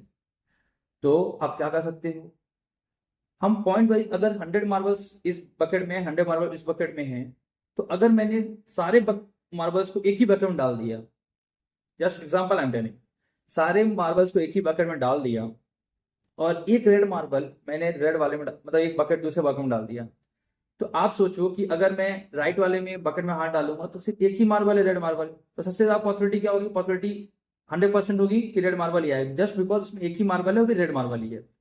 बाकी में आप देख सकते हो कि अगर 100 है यानी 200 मार्बल्स हैं, उनमें से 99 रेड मार्बल्स होंगे और 100 मार्बल्स ब्राउन वाले होंगे। तो अगर मैं हाथ डालूंगा भी तो मैं ये कह सकता हूं कि ब्राउन वाली पॉसिबिलिटी ज्यादा है, बट अगर मैं रेशियो वाइज या कैलकुलेशन वाइज देखूं, अगर फ्रैक्शन वाइज देखूं, तो जस्ट डिफरेंस कितना आ रहा है आप ये देखो। जस्ट मैं आपको करके दिखाता हूं, जो पॉसिबिलिटी है, पॉसिबिलिटी जो मैं I am just giving example, possibility जो है रेड की तो कितनी हो जाएगी? 99 आउट ऑफ 200, और ब्राउन की कितनी होगी? ज्यादा कुछ नहीं, 100 आउट ऑफ 200। तो आप एक चीज देख सकते हो कि ये 1/2 आ रहा है और ये भी 1/2 अप्रॉक्स आ रहा है। अप्रॉक्स मतलब थोड़ा बहुत है, यानी मैं कह सकता हूं कि इस कंडीशन से हमारे पास तो पहली बात तो एक बकेट में 100% पॉसिबिलिटी रेड आएगा और दूसरे में भी हमारा अप्रॉक्स 1/2 ही आ रहा है, यानी 50-50 आ रहा है। मतलब हमने जो है ऐसा कर दिया है कि मैक्सिमम पॉसिबिलिटी है कि रेड आ सकता है। ओके, और कोई अरेंजमेंट नहीं है जिससे हम इसको प्रूव कर सके कि दोनों में रेड रेड एक्स्ट्रा है, जस्ट बिकॉज अगर मार्बल एक्स्ट्रा होते तो बात अलग होती है, पर यहाँ मार्बल इक्वल है तो हम इसको अप्रॉक्स में ही इक्वल बना सकते हैं कि दोनों पॉसिबिलिटी इक्वल रहेगी एक में, और एक की पॉसिबिलिटी इसमें सबसे ज्यादा रहेगी। Okay, next question, question number 12 की बात करते हैं। There are 6 black socks, 8 brown socks, 4 blue socks, 2 red socks in my sock drawer। मतलब सॉक्स हैं जो पैर में पहनते हैं मुझे। आपकी जो छह ब्लैक सॉक्स हैं, पेयर नहीं है, सिंपल 6 ब्लैक सॉक्स यानी 3 पेयर ऑफ ब्लैक सॉक्स हैं, 4 पेयर ऑफ ब्राउन सॉक्स हैं और 2 पेयर ऑफ ब्लू सॉक्स हैं and 1 pair of Red Sox है। पेयर का मतलब 2 का होना। ओके, क्योंकि 1 लेग में तो आप मोजे पहनोगे नहीं, पहनोगे तो दोनों लेग्स में पहनोगे। 3 पेयर्स हैं। तो आपको क्या करना है यहाँ बच्चों, सिंपल सा क्वेश्चन है, black socks, brown, blue, red, ये 4 तरह के सॉक्स दिए हुए हैं। अब ये 6 हैं, ये 8 हैं, ये 4 हैं और ये 2 हैं। आप अगर अपने सॉक ड्रॉवर में रखा हुआ सारी चीजें आपके, आपको एक बार में हाथ डालना है और एक बार में निकालना है, तो आप कितने पुल आउट करोगे एक साथ कि आपको एटलीस्ट 1 पेयर तो आ जाए। तो इसका आंसर है, बहुत से बच्चे सोचेंगे 6 8 4 2, तो कैसे करूं कि पेयर आ जाए। ज्यादा सोचना ही नहीं है इस क्वेश्चन में, तो जस्ट बिकॉज अब देखो कितने कलर हैं, 4 ही कलर है ना। अगर 5 सॉक्स निकाल लो एक बार में तो 5वां कलर कौन सा आएगा, कोई एक रिपीटेड ही आएगा, या तो ब्लैक ही रिपीट होकर आएगा, या तो ब्राउन रिपीट हो गया, या तो ब्लू, या तो रेड, कोई ना कोई एक तो रिपीट होकर के आएगा ही। So I will put out 5 socks, चाहे वो कितने रिपीटेड, चाहे ब्लैक सॉक्स 6 हो, चाहे 10 हो, चाहे 50 हो, मैं अगर 5 सॉक्स निकालूंगा, एक पेयर तो एटलीस्ट कोई ना कोई आएगा ही, मैचिंग पेयर तो बनेगा ही। 5 सॉक्स। ये कंफ्यूजन वाला क्वेश्चन था और थोड़ा ट्रिकी क्वेश्चन था, तो इजी है, इस तरीके से क्वेश्चन कर सकते हो। आप बोलो क्या ये आरएनसी में आ सकता है, तो 100% 5 मार्क्स क्वेश्चन में ये पूछे जा सकते हैं, क्योंकि ये जो मैं सारे क्वेश्चन करा रहा हूँ ये आरएनसी बेस्ड क्वेश्चन हैं। बिकॉज जो आपको प्रैक्टिस शीट मिलेगी उसमें बिगिनर लेवल मिल जाएगा, आपको इंटरमीडिएट लेवल मिलेगा और एडवांस लेवल मिलेगा, बट ये आपके इंटरमीडिएट लेवल और एडवांस लेवल ही मैं करा रहा हूँ, जो कि आपके एग्जाम में आते ही हैं और पूछे जाते हैं इस तरह के क्वेश्चन। इसलिए मैंने पहला क्वेश्चन भी स्टार्ट किया था, पिछले साल के क्वेश्चन से स्टार्ट किया था। क्वेश्चन नंबर 13 पे चलते हैं अब। Ravi had 2 ropes with him and both these ropes need exactly 1 hour in order to get burned from one end of the other side. There is no option to cut the rope. So what is the possibility that he can burn the 2 ropes in just 45 minutes? Solve this. बच्चों question क्या कह रहा है, 2 ropes हैं, जैसे मैं बना लेता हूं यहाँ पे, ये 2 ropes हैं, एक छोटा हो गया बड़ा हो गया कोई बात नहीं, दोनों को 1 आवर लगते हैं एग्जैक्टली जलने में। अगर मैंने 1 एंड से जलाया तो 1 आवर लग रहा है, तो 1 आवर यहां से लग रहा है, 1 आवर यहां से लग रहा है। अगर मैंने एक एंड से बर्न किया तो burn from one and, burn from one and, तो कितना लगेगा टाइम, 1 आवर लगेगा। तो मैंने क्या किया, आपको क्या करना है, 45 मिनट्स में दोनों रोप्स को जला देने हैं, 45 मिनट्स में ही, ना उससे कम ना उससे ज्यादा।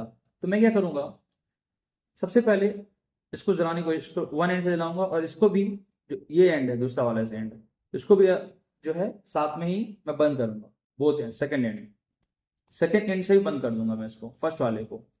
तो अब सिंपल सी बात है, अगर हम 1 एंड से बंद करते हैं तो 1 आवर लगता है, दोनों एंड से बंद करेंगे तो हाफ आवर लगेगा, सीधी सी बात है, यानी कि हाफ आवर लगेगा इसको बंद होने में पूरा।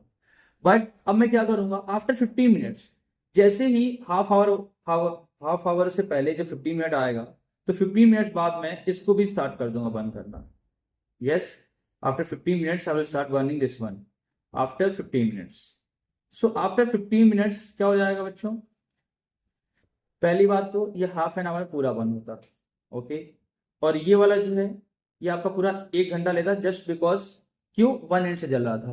पर 15 मिनट बाद मैंने क्या किया कि इसको 1 एंड से और जला दिया, तो अब आप समझो 15 मिनट बाद आधे घंटे और लेकर चलने के लिए इधर, तो टोटल जो है half hour 30 minutes plus 15 minutes लेगा ये पूरा बर्न, टोटल 45 मिनट्स में ये बर्न होगा। सिंपल क्वेश्चन है, अगर आप नहीं समझ पाया तो सिंपल से समझ लो कि 2 रस्सियां रखी हुई हैं, अगर दोनों को मैंने लाइटर से दोनों साइड से लगा दिया, 1 घंटे में एक साइड जलती थी तो वो आधे घंटे में जल जाएंगी। अब पर दूसरे वाले को भी सेम नहीं जला सकता बिकॉज वो आधे घंटे में दोनों जल जाएंगी, तो मैंने दोनों साइड से लाइटर से लगाया एक रोप को और दूसरे रोप को भी एक साइड से जला दिया। 15 मिनट बाद क्या होगा? 15 मिनट बाद वो 1/4 जल जाएगा जो सेकंड वाला है, और 15 मिनट बाद जो फर्स्ट वाला रोप है वो 1/4 मतलब आधा जल जाएगा। तो आपका जो 1/4 जलेगा, बचेगा 3/4। तो मैंने फिर उसमें आग लगा दी। अब उसमें 45 मिनट लगना चाहिए, पर इधर से भी जलते जाएगा, इधर से भी जलते जाएगा, तो 15 मिनट्स में वो खत्म हो जाएगा। यानी कि आपका 15 मिनट्स, तो 30 मिनट्स लेगा अपना वो सेकंड वाला, और वो आपका पहले ही जल जाएगा। 30 मिनट्स में वो पहला वाला जल जाएगा और सेकंड वाला आपका 45 मिनट लेगा। ओके, दिस वे हम लोग इसको क्या कर सकते हैं, सॉल्व कर सकते हैं। 45 मिनट्स लेगा। ओके, नेक्स्ट क्वेश्चन चलते हैं, क्वेश्चन नंबर 14 पे। तो diagram below the magic square. अब ये आ गए आपके पजल बेस्ड क्वेश्चंस। अभी पजल दिए हुए हैं, इनको सॉल्व करना है। क्वेश्चन बहुत ही आसान है पर थोड़ा ट्रिकी भी, तो इसको आराम से करना है। हमें वो नंबर पुट करने हैं जो डिजिट इसमें नहीं दिए हुए हैं। तो सबसे पहले हम वही करेंगे, और हम पहले देखेंगे कि ऐड करके क्या आ रहे हैं। तो अगर हम ऐड करते हैं तो आप देखेंगे यहाँ पे 1, 4, 8, 13 और 12 को जब हम ऐड करेंगे तो यहाँ पर 34 सम देंगे। क्या आएगा सम इनका? 34। और यहाँ हम इनको अगर ऐड करेंगे तो ये भी कितना आएंगे? 34 आएंगे। इट मीन्स हम देख सकते हैं रो और कॉलम को ऐड करने में कितना आना चाहिए? 34 ही आ रहे हैं। तो अब हम सारे रो को मेंटेन करेंगे, कॉलम को मेंटेन करेंगे। सबसे पहले 13 और 16 दिया हुआ है, तो 13 और 16 ऐड करके कितना आते हैं? 13 + 16 वी कैन सी 29 आते हैं, शायद 29 आते हैं। 34 होने के लिए हमें 5 और चाहिए, तो मैं देख सकता हूँ 3 और 2 डाल दो, 3 और 2। तो क्या ये मेंटेन हो रहा है? यस, मेंटेन हो रहा है। 34 आ रहा है ऐड करने पे। चलिए ठीक है। अब हमारे पास ये दो 14 और 3 आ गए। 14 और 3 कितने होते हैं? 17। 14 और 3 कितने होते हैं? 17। और हमें 17 और चाहिए होंगे। 17 2 34 होता है ये कि। तो 17 के लिए मैं देख सकता हूँ 17 कैसे ला सकता हूँ? 9 और 8 17 होते हैं, तो डाल सकता हूँ क्या? पर 8 ऑलरेडी दिया हुआ है ऊपर, यहाँ पे 8 देख रहे दिया हुआ है, तो हम 8 नहीं ले सकते हैं। तो 9 8 नहीं ले सकते हम लोग। 10 और 7 ले लें तो 10 और 7 ले सकते हैं। यस, 10 और 7 हम लोग पुट कर सकते हैं, बिकॉज यहाँ नहीं दिया हुआ, तो हम 10 और 7 ले सकते हैं। सो 10 7 17 आ गई, कोई दिक्कत नहीं। नेक्स्ट, अब बात करते हैं 15 और 2 वाले को फिल कर लेते हैं। 15 + 2 क्या दिया हुआ बच्चों? 15 + 2 17, तो अगेन 17 चाहिए मुझे। तो 17 के लिए यहाँ 34 आ रहा है, और 17 के लिए हमें क्या करना पड़ेगा? हमने एक बार 10 और 7 ले लिया। अब हम 8 और 9 नहीं ले सकते हैं बिकॉज 8 यूज हो चुका है, तो 7 लेते हैं। 7 और 10 यूज हो चुके हैं। 6 लेते हैं, तो 6 लेंगे तो 11 और 6 ऑप्शन दिया हुआ है, उसमें नहीं दिया हुआ है। 11 एंड 6 इस पजल में नहीं दिया हुआ है, हम यूज कर सकते हैं डिजिट। यस, यूज कर सकते हैं। तो हमने यहाँ 11 ले लिया और यहाँ 6 ले लिया। ओके, अगर हमने यहाँ 11 ले लिया और यहाँ 6 ले लिया तो क्या आएगा? चलिए ऐड करते हैं। अब हमें x और y की वैल्यू भी निकालनी पड़ेगी इससे।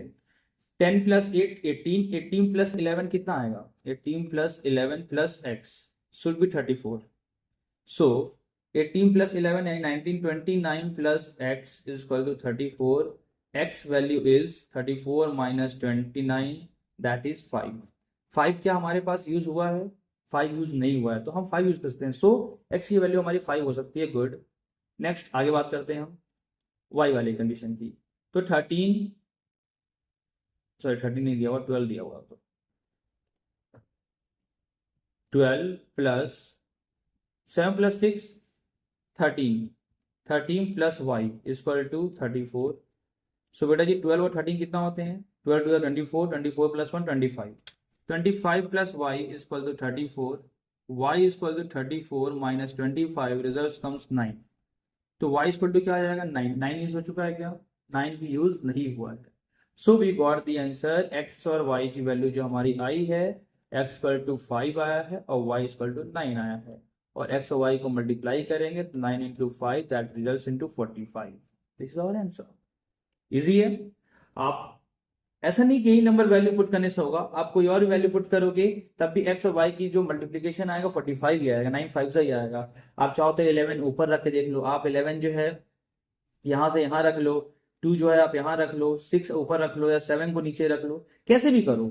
जस्ट मैंने क्या बोला, कॉलम में का एडिशन 34 और रो का एडिशन 34 होना चाहिए। ओके, नेक्स्ट क्वेश्चन नंबर 15 पे चलते हैं। क्वेश्चन 15 says that 2 4 0 1 2 4 and 3 1 3, ये कैसे करेंगे? क्यूब ए स्क्वायर कुछ होगा, 2 का स्क्वायर, 1 का स्क्वायर, 3 का स्क्वायर, नहीं स्क्वायर से कितना आएगा, नहीं 3 का स्क्वायर क्यूब करके देखते हैं, चलिए आइए, ये तो दिमाग में नहीं आ रहा मेरे। 2 का क्यूब करेंगे तो 8 आएगा, 1 का क्यूब करेंगे तो 1 का क्यूब करके कितना आएगा, 1 ही आएगा। 3 का क्यूब 927 आएगा, और आप ऐड कर दो 27 28, हाँ 36 आ रहा है, गुड। तो इस तरीके से आएगा। नेक्स्ट 4 का क्यूब 64, 2 का क्यूब आपका कितना आ रहा है, 8 आ रहा है, 1 का क्यूब 1 आएगा। सो आपका जो यहाँ पे मार्क आ रहा है 73 आ रहा है, x = 73। ये होगा क्या, यही हो सकता है। बाकी अगर मैं क्रॉस चेक कर लेता हूँ इससे, 0 कुछ क्यूब तो होगा नहीं, 4 का क्यूब 64, 3 का क्यूब आपका क्या आएगा 27, और यहाँ पे आप देखिए क्या आ रहा है 7 4 1 6 2 8 9 91, वेरी गुड। तो आंसर आपका 73 आएगा। ओके, 73 राइट आंसर, क्यूब है, सिंपल सा है। ओके, क्वेश्चन नंबर नेक्स्ट चलते हैं। Question number given 10 identical bottles of identical pills, each bottle contain 100 pills. Out of 10 bottles, 9 have 1 gram of pills, but 1 bottle has pills of the weight 1.1 gram. Given a measurement scale, how would you find the heavy bottle? You could use the scale only once. Question बहुत आसान सा बच्चों, 10 bottles हैं जिसमें identical pills है, मतलब same pills हैं, same wait की पिल्स हैं और सेम कलर की पिल्स हैं, आप बता नहीं सकते हो कि डिफरेंट क्या है। और ईच बॉटल में 100 पिल्स दिए हुए हैं, और सभी बॉटल जो ईच पिल हैं वो 1 ग्राम के हैं, जो 10 बॉटल्स में हैं। सिर्फ 1 बॉटल यानी कि 9 बॉटल्स में 1 ग्राम के पिल हैं, और भी 100 पिल्स हैं। और आपकी जो 1 बॉटल है उसमें आपका 1.1 ग्राम का ईच पिल है। यानी कि सिंपल सी बात बताऊं तो 10 बॉटल्स में से 9 बॉटल्स में सेम पिल्स दी हुई हैं, सेम अमाउंट दिया हुआ है, यानी 100 100 100 100 सारे 9 बॉटल्स में दिए हुए हैं पिल्स, और 1 ग्राम की सारी पिल्स हैं। यानी कि सभी जो 9 बॉटल्स में जो पिल का वेट होगा ईच बॉटल का, वो होगा आपका, अगर मैं बात करूं सिंपली, सो 9 बॉटल्स को जो वेट होंगे each bottle, each wait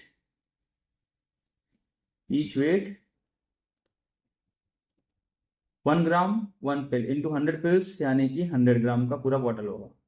okay, bottle का वेट यहाँ नेग्लेक्ट कर रहे हैं, उससे हमें मतलब नहीं है। सो नेक्स्ट 1 जो बॉटल है हमारी, जो एक और बॉटल है हमारा, उसका जो पिल है 1.1 ग्राम का है, यानी कि इंटू 100 पिल्स, यानी कितने पिल्स हो जाएंगे, ये आपके पिल हो जाएंगे 110 ग्राम के। तो आपको फाइंड आउट करना है ये 110 ग्राम वाली बॉटल को, जो कि 10 बॉटल्स में कोई भी एक हो सकती है, और आपको जो मेजरमेंट के लिए स्केल यूज करना है सिर्फ एक ही बार यूज करना है। तो आप कैसे पता करोगे, यही आपका क्वेश्चन है। सो इसको मैं सिंपली आपको बता दे रहा हूं कैसे करना है। ये आरएमसी में 10 मार्क्स के क्वेश्चन में पूछा जा सकता है, ये ऐसा क्वेश्चन है। तो प्लीज आप लोग जो भी देखें, इस तरह के सिमिलर क्वेश्चन भी पूछे जाते हैं, तो इस एक क्वेश्चन से आप सिमिलर क्वेश्चंस का आइडिया एग्जाम में लगा सकते हो। ओके, सो करते हैं इस क्वेश्चन को। इसका जो ट्रिक है सॉल्व करने का, आप एक काम करो, बॉटल 1 से 1 पिल ले लो, बॉटल 1 से 1 पिल, ओके 1 पिल फर्स्ट से। सेकेंड बॉटल से आप 2 पिल ले लो, थर्ड बॉटल से आप 3 पिल्स ले लो, और सिमिलरली आप ऐसे चलते जाओ, और 10 बॉटल से 10th वाले से आप 10 पिल्स ले लो। इट मीन्स आप 1 पिल फर्स्ट बॉटल से, 2 पिल सेकंड से, 3 पिल, 4 पिल, 5 पिल, 6 पिल, 7 पिल्स, 8 पिल्स, 9 पिल्स, और 10 बॉटल्स 10 पिल्स। मतलब जो बॉटल की नंबरिंग है या रैंकिंग है, क्योंकि हमें रैंकिंग करनी पड़ेगी जिससे हम आंसर फाइंड आउट कर सकेंगे।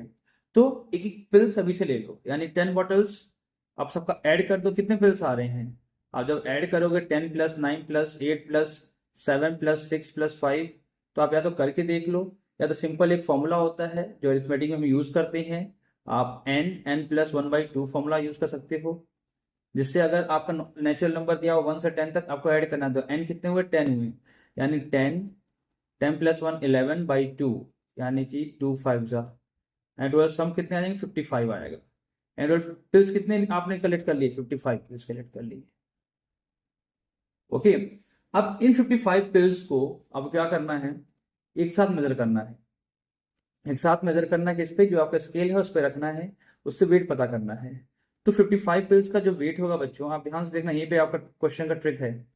55 पिल्स का जो वेट आना चाहिए वो आपका 55 ग्राम आना चाहिए, अगर सभी 1 ग्राम के ईच हैं तो। पर हमारे किसी एक बॉटल में 1.1 ग्राम की पिल है, यानी मैं लेके चलता हूँ 4 बॉटल की होगी, तो हमने उससे 4 पिल्स लिए होंगे, यानी कि 1.1 ग्राम के 4 पिल्स होंगे, यानी टोटल कितने ग्राम होंगे, 4.4 होंगे ग्राम। यानी कि हमारा डेविएशन कितने का आएगा, डेविएशन मतलब चेंज कितने का आएगा, 55.4। तो 0.4 का मतलब ये है, ये 4th नंबर जो बॉटल है उसमें जो है 1.1 ग्राम की पिल्स हैं, और वी कैन से कि वो हैवी बॉटल है। अगर यहाँ पे डेविएशन 55.8 आया तो 8th नंबर, बिकॉज 0.8 कैसे आएगा, जस्ट बिकॉज 1.1 ग्राम की ईच पिल होगी, और 8 बॉटल से हम 8 पिल्स निकाल रहे हैं, तो 0.1 एक्स्ट्रा ऐड होते जाएगा, 1.1 तो 8.8 आएगा। और अगर वही सिंपल पाउडर वाली पिल होती तो 8 ग्राम आता, यानी 0.8 का एक्स्ट्रा वेट आ रहा है। तो 0.8 का एक्स्ट्रा वेट मतलब 8 नंबर बॉटल ही जो है वो है आपका हैवी बॉटल है। सेम एज इट इज 0.9 का डिवीजन तो 9th बॉटल, 0.1 का डिवीजन तो 1st बॉटल। इस तरीके से आप इसको कर सकते हैं, जितना डेविएशन उस नंबर की ऑर्डर की बॉटल हो। अंडरस्टूड। क्वेश्चन बहुत ही इजी है, पर इस तरीके से करोगे तभी आपको अच्छे नंबर मिलेंगे और फुल मार्क्स मिलने के चांसेस। चलिए क्वेश्चन नंबर 17 पे चलते हैं। A snail wishes to reach a water source. To do it, must cross a wall of 30 feet high. It has a time limit of 30 hours to reach at the top. The time starts as soon as it's climbing the wall. However, it faces a problem while climbing. Every hour it climbs the wall 3 feet up, it slides down 2 feet down. This occurs every hour.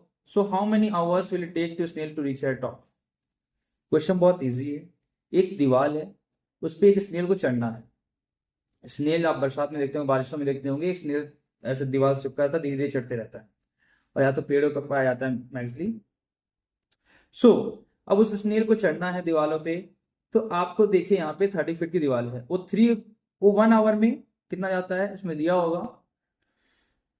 30 feet height, 2 feet. हाँ, every hour it climbs, मतलब जब 1 घंटे में वो 3 feet climb करता है, 3 feet climb करता है और 2 फीट डाउन आ जाता है, 2 फीट डाउन आ जाता है, यानी कि ओवरऑल मूवमेंट उसका 1 फीट ही रहता है। यानी कि मैं लेके चलता हूँ 1 फीट, 2 फीट, मतलब एक बार में वो 3 जाएगा, फिर वापस 2 पे आया, 1 पे आ जाएगा, तो 1 2 3 4 5 6 7, मतलब 30 फीट तक 1 फीट चढ़ने में 1 आवर, 30 फीट चढ़ने में 30 आवर। तो हमारा सिंपल आंसर क्या होना चाहिए, 30 आवर्स। बट बहुत से लोग 30 आवर्स कर देते हैं और यहीं पे हमारा आंसर गलत हो जाता है। 30 आवर्स होगा ही नहीं, जस्ट बिकॉज आप समझिए कि वो 2 फीट, आप समझिए क्वेश्चन में कुछ तो ट्विस्ट दिया हुआ है, वरना सिंपल एक था every hour it climb 1 feet, but इसमें ट्विस्ट दिया हुआ है कि वो 3 फीट क्लाइम करता है पर 2 फीट नीचे गिर आता है, यानी कि ओवरऑल 1 फीट करता है वो। पर यही ट्विस्ट से हमारा क्वेश्चन का जो आंसर है वही चेंज होने वाला है। जैसे आप यहाँ पे देखो तो ओवरऑल हमारा 1 फीट ऊपर जा रहा है और फिर स्लाइड होकर नीचे आ रहा है।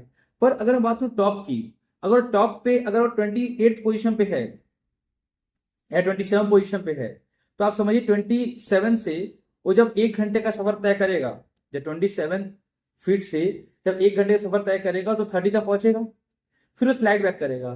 पर बात यह है जब वो 30 पे पहुंच गया हाइट पे, तो उसको स्लाइड बैक करे या ना करे, हमसे तो पूछा हुआ है कि वो टॉप तक कितने देर में पहुंचेगा। आप समझ रहे हो, वो टॉप कब टच करेगा, टॉप तो 28 आवर में ही टच कर लेगा। ओके, फिर वो स्लाइड करे या वहीं बैठ जाए, बिकॉज दीवार तो है नहीं, अगर टॉप पे चढ़ गया तो वो स्लाइड करेगा नहीं दीवार से, बिकॉज टॉप पे तो चढ़ चुका है। तो हमारा जो लास्ट वाला ऑप्शन है 27 फीट तक वही आएगा। अगर 27 फीट की बात करूं, 27 फीट 27 आवर्स में जाएगा, 27 आवर्स में जाएगा। पर 28 आवर्स में जो होगा वो 3 फीट कवर करेगा, यानी 27 प्लस 3 फीट कवर करेगा, यानी 30 फीट पहुंच जाएगा।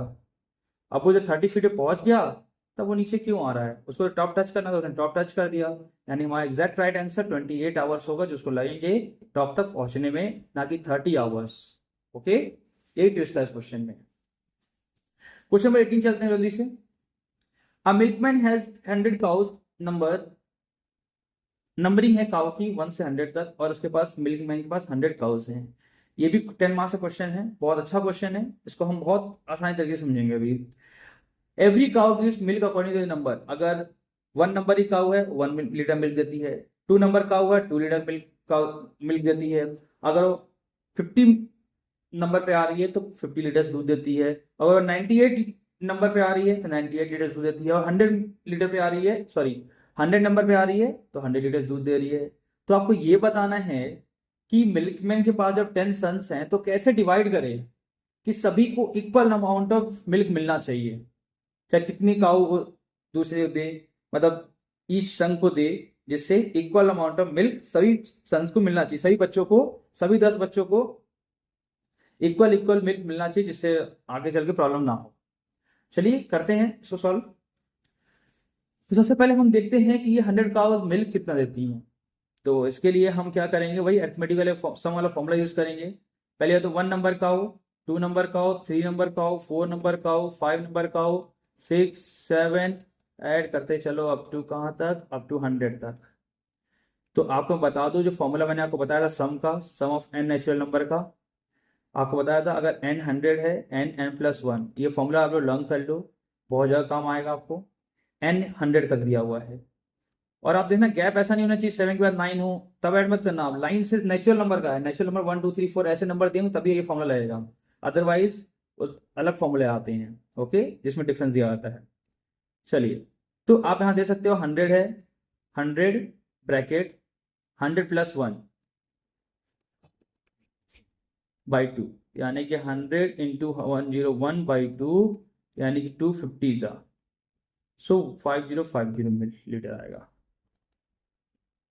अब गाय हमारी कितनी लीटर दूध दे रही है, मिल्क दे रही है, वो 5050 लीटर्स मिल्क दे रही है।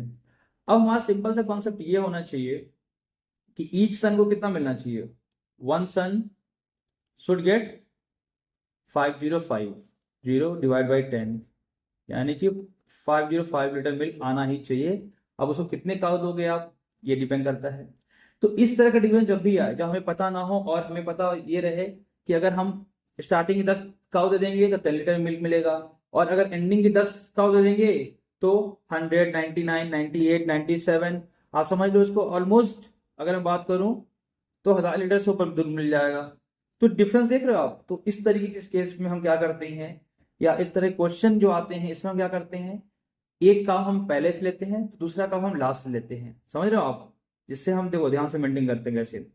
फर्स्ट काउ हम पहले नंबर काउ लेंगे और 100 नंबर काउ ले लेंगे, तो 101 लीटर मिल्क मिल जाएगा उससे, 2 काउ से 101 लीटर मिल्क मिल जाएगा।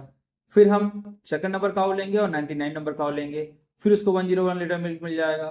फिर हम थर्ड काउ लेंगे और 98 लीटर मिल्क ले लेंगे, सॉरी 98 लीटर वाला काउ ले लेंगे, मतलब लास्ट से 3 वाला ले लेंगे। सो आपका कितना फिर से 101 लीटर हो जाएगा। और same eight is fourth cow लेंगे प्लस 97 वाला लेंगे, तो फिर 101 लीटर मिल्क मिल जाएगा। फिर फिफ्थ वाला ले लेंगे प्लस 96 वाला ले लेंगे, तो 101 लीटर मिल जाएगा। ये हमने ऐसा क्यों किया, जस्ट बिकॉज 505 को मैंने 5 वाला डिवाइड कर दिया, 101 101 101 101 101, जिससे हमें पता चल गया कि पहला लेंगे आखिरी का लेंगे, सेकंड वाला फर्स्ट साइड से, सेकंड वाला लास्ट से भी सेकंड वाला, फिर फ्रंट से सेकंड वाला, फिर लास्ट से सेकंड, सॉरी लास्ट फ्रंट से थर्ड वाला, लास्ट से भी थर्ड वाला, फोर्थ से फ्रंट से भी फोर्थ वाला, लास्ट से भी फोर्थ वाला, फ्रंट से भी फिफ्थ वाला, लास्ट से फिफ्थ वाला। इस तरीके से हम करते जाएंगे तो हमारा आ जाएगा। और सेम इट इज सेकंड सन को कहां से देंगे, 6 7 8 9 10, और पीछे से हम यहाँ 96 तक आए हैं तो 95 94 93 92 91 तक देंगे। सेम इट इज मैंने पूरा चार्ट बना रखा है, आप इसको देखिए, इस तरीके से हम इसको डिस्ट्रीब्यूशन करेंगे 1 2 3 4 5 96 97 98 99 100 तक फर्स्ट सन को, फिर second son, third son, fourth son, fifth son, six son, seven son, up to 10 son को ऐसे देंगे। ये पूरा स्प्लिट करने का तरीका है। अगर आपको ट्रिक पता है और आपको तरीका पता है कैसे सॉल्व करना है, तो ये सारी चीजें बड़ी नहीं, आपको बहुत बड़ी चीज लग रही होगी, बट अगर आपने समझ लिया कि इस तरह क्वेश्चन में पहले हम फर्स्ट से पिक करते हैं फिर लास्ट से पिक करते हैं, तो इस तरह क्वेश्चन आप इजिली कर सकते हो, उसमें कोई डाउट नहीं है। ओके, इस तरीके से हम पिक करेंगे और सबको दूध 505 लीटर मिल्क सभी एक एक सन को मिल जाएंगे। कितने 50 जो टोटल मिलेंगे आप सबका ऐड करोगे तो 505 ही आएगा। और अगर मैं कहूँ तो आप कुछ नहीं, 6 वाले को 95 को ऐड करो तब भी 101 आएगा, 7 को 94 को करो तो 101 आएगा, 8 को और 93 करो 101 आएगा। सेम पैटर्न मैंने 5 पार्ट में डिवाइड कर दिया सिंपली, उसी पैटर्न से पूरा है। ओके, आगे बढ़ते हैं क्वेश्चन नंबर नेक्स्ट पे। You are blindfolded and 10 coins are placed in front of you on the table. You are allowed to touch the coins but can't tell which way up they are by feel. You are told that there are 5 coins head up and 5 coins tails up and not which one or which. Can you make 2 piles of coin each of the same number of heads up? You can flip the coins any number of times. इस question करने से पहले इस question को समझना बहुत जरूरी है। पहली बात तो जस्ट बिकॉज हम क्या करेंगे, हमें ये लगेगा ये क्वेश्चन पॉसिबल नहीं है होना, इस क्वेश्चन का आंसर निकालना पॉसिबल नहीं है, पर हम क्वेश्चन को जब समझ लेंगे अच्छे से तो इसको हम आंसर भी फाइंड आउट इजीली कर सकते हैं। जैसे कि ध्यान से देखो आप लोग, आपको ब्लाइंड फोल्ड किया जा रहा है, मतलब आंखों में पट्टियां बांध दी जा रही हैं और 10 कॉइन्स आपके सामने रखे हुए हैं। 10 कॉइन्स रखे हुए हैं, 5 कॉइन्स में हेड्स अप है मतलब ऊपर की तरफ हेड है, और 5 कॉइन्स में जो हेड से है नीचे है यानी टेल्स ऊपर है। यानी 5 कॉइन्स में आपको हेड दिख रहे हैं, 5 कॉइन्स में टेल्स दिख रहे हैं, पर सब मिक्स है, सब मिक्स है। आपके ऊपर पट्टी बांधी हुई है। अब आपको बोला जा रहा है कि आप क्या करो, एक पाइल बनाओ। पाइल मतलब एक साइड आप 5 कॉइन्स रखो और दूसरे साइड आप 5 कॉइन्स रखो, और आपका जो दोनों साइड जो आपने पाइल बनाया हुआ है उसमें सेम नंबर ऑफ हेड दोनों साइड होने चाहिए। और आप बोलोगे ये पॉसिबल कैसे, मैं छू के बता दूंगा कि हेड से टेल से। आप छू करके नहीं बता सकते, उसमें ये भी लिखा हुआ है।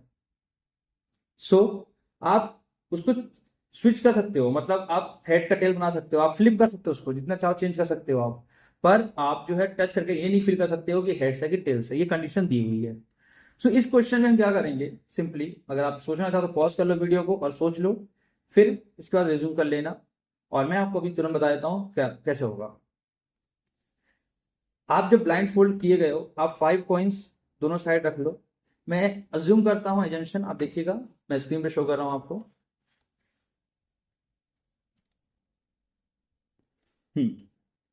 मैं अज्यूम करता हूं कि जो फर्स्ट पाइल है, फर्स्ट पाइल सेकंड पाइल, अगर एक साइड हेड्स अप है, ठीक है, तो 5 कॉइन्स हैं तो 4 टेल्स शो होंगे। जस्ट मैं अज्यूम कर रहा हूं, फर्स्ट कंडीशन अज्यूम कर रहा हूं मैं। तो अगर एक हेड है तो 4 टेल्स होंगे, और अगर 4 टेल्स हैं इधर तो एक टेल यहाँ पे क्या होगा, आप एक चीज देखो, एक टेल्स यहाँ ऊपर होगा, बाकी तो यहाँ पे 4 हेड्स होंगे। यस और नो, यही कंडीशन होगी सेम टू सेम। सो अब ये कंडीशन है तो मुझे पता है कि कुछ भी हो सकता है, मुझे उसमें नहीं पता कि क्या कंडीशन है क्या नहीं है। तो मैं जब 2 पाइल्स बनाऊंगा तो सबसे पहले मैं क्या करूंगा, सेकेंड पाइल को सब उल्टा कर दूंगा। जो फर्स्ट पाइल है उसको नहीं टच करने वाला मैं, सेकेंड पाइल को मैं टच करूंगा और सब जो 5 पॉइंट्स हैं उसको फ्लिप कर दूंगा उल्टा। जब मैं फ्लिप करूंगा सेकंड वाले को तो आप कंडीशन दे सकते हो, जो टेल्स है वो हेड बन जाएगा, बाकी सब टेल्स बन जाएंगे। इसका मतलब अगर हमारे लेफ्ट वाले में एक हेड है तो राइट वाले में भी हम एक हेड हो गया। यस और नो। फिर से सेकंड कंडीशन फॉलो करता हूं मैं।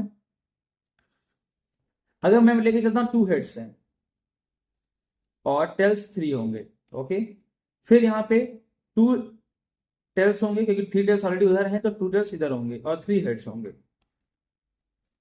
सो अब मैं क्या करूंगा, फिर से वही सेम करूंगा कि अगर फर्स्ट साइड लेफ्ट साइड मैंने जो पाइल है उसको टच नहीं करूंगा, राइट साइड वाले को मैं क्या करूंगा फिर से फ्लिप कर दूंगा। तो जो भी फ्लिप करूंगा तो आप देखेंगे ध्यान से, ये 2 हेड हो जाएंगे, बाकी 3 टेल हो जाएंगे। आप फिर देखो 2 हेड हो गए और 2 हेड ऑलरेडी दिए हुए हैं। तो क्वेश्चन में कुछ है नहीं एक्चुअल में, ये आपको जस्ट कंफ्यूज करने के लिए दिया हुआ है, जस्ट बिकॉज बेटा जी, क्योंकि अगर आपके 5 कॉइन्स हेड्स ऊपर हैं और 5 कॉइन्स हेड्स नीचे हैं, तो अगर आपने लेफ्ट राइट कर भी लिया, अगर मान लो 3 उधर गए, 2 इधर दिख रहे होंगे क्योंकि 2 ऊपर दिख रहे होंगे मुझे पता है। अब मैं अगर पलटी मार दूंगा तो आपको पता है कि 2 अगर दिख रहे हैं तो जो 3 नहीं दिख रहे हैं, अगर मुझे टर्न करने को 3 दिखने लगेंगे, यानी कि अपने आप दोनों साइड इक्वल हो जाएंगे। ये नहीं बोल रहा है कि दोनों साइड 3-3 होने चाहिए या 2-2 होने चाहिए, क्योंकि ऐसा पॉसिबल तो हो ही नहीं सकता, बिकॉज 5 हेड्स हैं 5 टेल्स हैं, तो आपका 3 इधर होगा, 2 इधर होगा, 2 इधर होगा, 3 इधर होगा, पर आपका सेम नंबर्स ऑफ हेड्स ऊपर हो सकते हैं और नीचे हो सकते हैं। तो यहाँ पे 2 हेड्स ऊपर होंगे और 2 हेड्स राइट में भी ऊपर होंगे। 2 हेड्स 3 हेड्स अगर नीचे हैं तो 3 हेड्स इधर नीचे होंगे। सिंपल सा कंसेप्ट है, आप समझ सकते हो इसको। अगर इस तरीके से आपको बस एक पाइल इधर करना है, दूसरे वाले को स्विच कर देना है, अपने आप आंसर आ जाएगा, कुछ और नहीं करना है। आगे चलते हैं क्वेश्चन नंबर 20 पे। ना क्वेश्चन नंबर 20 सेड, इसमें डायरेक्टली मैंने आंसर भी लिखा हुआ है वैसे, इट्स माय मिस्टेक, पर चलिए क्वेश्चन पढ़ लेते हैं पहले। Policeman decided to punish the prisoner and asked him to make a statement. The prisoner should make such a statement so that he would be alive. If the statement is held true by the policeman, the prisoner will be hanged to death, and if the statement is held false, the prisoner will be shot dead. So, ऐसा कौन सा सवाल करेगा prisoner? Policeman ने बोला prisoner को कि एक स्टेटमेंट डिक्लेयर करो, एक ऐसा स्टेटमेंट डिक्लेयर करो कि आप जिंदा बच जाओ, पर वो स्टेटमेंट सही हुआ तो आपको हैंग टू डेथ कर दिया जाएगा, आपको फांसी लगा दी जाएगी। अगर गलत हुआ तो गोली मार दिया जाएगा। तो प्रिजनर हमारा स्मार्ट था, मैंने आपको आंसर लिखा हुआ इसलिए मैं डायरेक्टली बता दे रहा हूँ। I will be shot dead, he will say, वो क्या बोलेगा, I will be shot dead, मुझे गोली मार दिया जाएगा। अब मैं इसको समझाता हूँ कि कैसे बचेगा इस स्टेटमेंट से। उसने सच बोला, I will be shot dead, पर सच अगर ये बोला है तो उसको हैंड टू डेथ होगा, यानी कि जो बोल रहा है वो गलत हो गया। अगर वो गलत बोल रहा है तो उसको गोली मार दी जाएगी। सो आप यहाँ जो पॉइंट्स दिए उसको पढ़ो ध्यान से। A policeman says the statement is true, the prisoner will be hang to death, which is made statement false, जो मैंने आपको समझा दिया अभी। Second point, if policeman says statement is false, the prisoner will shot dead, which will make the statement true. यानी कि अगर prisoner झूठ बोल रहा है तो उसको शॉट डेड कर दिया जाएगा, पर उसका स्टेटमेंट तो सही हो गया ना। और यहाँ आप पुलिसमैन क्या कह रहा है, if the statement is held true, यहाँ पे आप देख सकते हैं statement is held true, prisoner will be hanged dead. और यहीं पे अगर स्टेटमेंट फॉल्स है तो उसको शॉट डेड कर दिया जाएगा। पर स्टेटमेंट फॉल्स कैसे हो गया, स्टेटमेंट तो ट्रू है ना, उसको आप गोली मार रहे हो अगर, तो आपका स्टेटमेंट तो उसका सही था। तो इस तरीके से वो उसको ना तो फांसी होगी ना तो गोली मारी जाएगी, और वो अलाइव रहेगा, मतलब जिंदा रहेगा और अच्छे से अपनी लाइफ स्पेंड करेगा। ओके, ये है क्वेश्चन नंबर 20, बहुत अच्छा क्वेश्चन है। चलिए क्वेश्चन नंबर 21, लास्ट क्वेश्चन करते हैं। ये आपके लिए एक्स्ट्रा क्वेश्चन दिया हुआ है मैंने, जो आप लोग कर सकते हो, और अगर आपसे हो जाए तो कमेंट में इसका जवाब जरूर दीजिएगा। मैं आपको एक्सप्लेन कर देता हूँ क्वेश्चन, पर इसका आंसर मैं नहीं दूंगा, इसका आंसर आपको खुद से फाइंड आउट करना पड़ेगा। Okay, there are 5 pirates, they must decide how to distribute 100 gold coins. 5 pirates दिए हुए हैं, 5 पायरेट मतलब लुटेरे होते हैं जो, उनको बोलते हैं पायरेट्स। तो आप उनको 100 कॉइन्स मिले और वो 100 कॉइन डिस्ट्रीब्यूट करना चाहते हैं। अब वो पायरेट्स हैं तो सीधी सी बात, जो सीनियर होगा वही डिसाइड करेगा, जूनियर्स बस देखेगा। द पायरेट्स है सीनियरिटी लेवल, सीनियर्स हैं उसमें, सीनियर ए है, सीनियर बी है, सीनियर सी है, सीनियर डी है, सीनियर ई है, और जूनियर ई है, लास्ट वाले को जूनियर बोलते हैं तो जूनियर ई है। रूल्स क्या है डिस्ट्रीब्यूशन के, the most senior pirate propose distribution of, जो सबसे ज्यादा सीनियर है वही डिस्ट्रीब्यूशन करेगा कॉइन्स की, वही प्रपोजल रखेगा। All pirate vote whether accept distribution और नॉट, सभी पायरेट क्या करेंगे, वोट लेंगे कि हाँ ये हमें डिस्ट्रीब्यूशन मंजूर है या नहीं। The distribution is approved if at least half of the pirates agree, distribution तभी होगा जब वोट एटलीस्ट हाफ के फेवर में जाएगा, मतलब कम से कम 50% वोट मिलना चाहिए, तभी वो जो सीनियर बोल रहा है उसकी बात मानी जाएगी और डिस्ट्रीब्यूट किया जाएगा।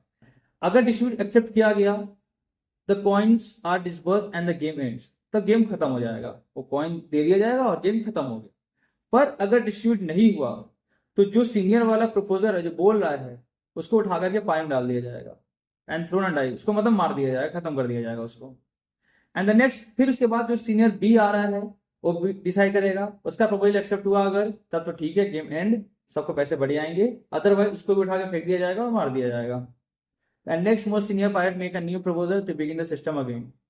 इन case of a tie vote, अगर मान लो टाई हो गया, इक्वल नंबर हो गए अगर, तो फिर proposal can have a casting vote, फिर से वोट किया जाएगा। ठीक है, रूल्स एवरी पायरेट फॉलो, क्या रूल फॉलो करना है ये ध्यान दे दो आप लोग। Every pirate want to survive, सभी कोई जीना चाहता है, सभी को लाइफ प्यारी है अपनी, तो सभी ऐसा डिसीजन लें कि हमें मरने की जरूरत ना पड़े, सीधी सी बात ये है। Next, given survival each pirate want to maximise, अब सीधी सी बात है, लाइफ के बाद क्या जरूरी है, पैसा। तो लाइफ अगर सब पहले जीना चाहते हैं और फिर उसके बाद जो उनकी प्रायोरिटी, सेकंड प्रायोरिटी है, maximum number of gold coin चाहते हैं। तो इस क्वेश्चन को आपको करना है, आपको ये 5 पायरेट्स को 100 गोल्ड कॉइन्स डिस्ट्रीब्यूट करना है, रूल्स लिखे हुए हैं, कोशिश आपको करनी है। और अगर क्वेश्चंस का आंसर आ जाए तो प्लीज कमेंट सेक्शन में बताइएगा, और आपके लिए जो हमारा पैकेज है उस पर आपको डिस्काउंट भी मिल जाएगा एक्स्ट्रा। ओके, जो हमारा जो आपका ये प्रैक्टिस शीट जो है उसकी बात कर रहा हूं मैं, उस पर आपको 15 प्रैक्टिस शीट पे और भी डिस्काउंट मिल जाएंगे अगर आप ये क्वेश्चन सॉल्व करते हो और कमेंट सेक्शन में आंसर देते हो और प्रॉपर एक्सप्लेनेशन देते हो तो बच्चों अपनी आरएनसी प्रिपरेशन और अच्छे से करो। एग्जाम बहुत ही कम दिन बचे हुए एग्जाम के लिए, सो ऑल द बेस्ट सभी को। और मैथ्स की तैयारी के साथ इस लॉजिक मैथ पे ज्यादा फोकस करना, जस्ट बिकॉज जो लास्ट टाइम पेपर आया था उसमें से 20 क्वेश्चन में से more than 12-13 question logical maths के ही थे। तो कोशिश कीजिए और प्रैक्टिस अच्छे से कीजिए, और इस तरह के और क्वेश्चन के लिए आप कमेंट कीजिए, मैं और भी क्वेश्चंस लाते रहूंगा। ओके, मिलते हैं नेक्स्ट सेशन में कुछ इंपॉर्टेंट टॉपिक के साथ। और आपको कुछ टॉपिक्स में डाउट हो तो आप प्लीज मेंशन कीजिएगा, मैं उससे भी एज इंपॉर्टेंट कंसिडर करके आपको एक्सप्लेन करूंगा। This is Rakesh signing off from Don academy.